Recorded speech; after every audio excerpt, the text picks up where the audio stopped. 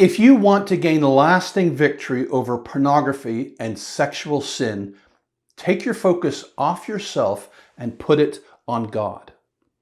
The problem you face is not addiction, but rebellion.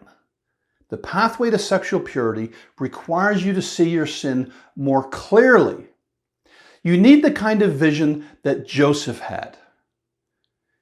Joseph was working as a slave in the house of Potiphar, the captain of the guard of the pharaoh of Egypt. Joseph was head of the household. Potiphar's wife was soliciting Joseph every day to have sex with her.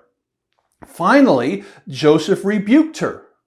"There is no one greater in this house than I," he said.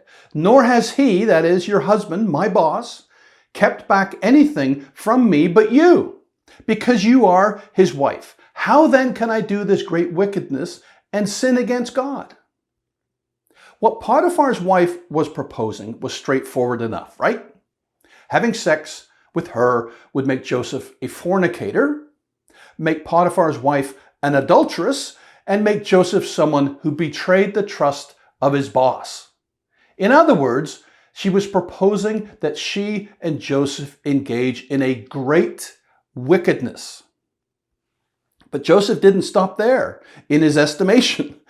Joseph saw that also involved in this wicked solicitation was a holy God who demanded holiness from Joseph.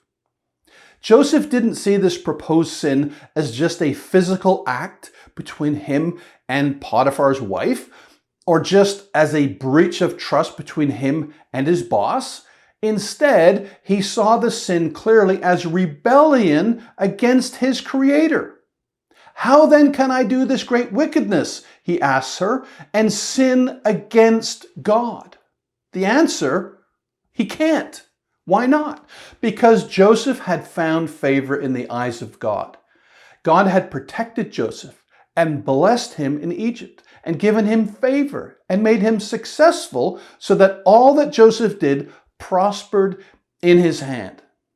Even his master, his boss, Potiphar, saw that the Lord was with Joseph.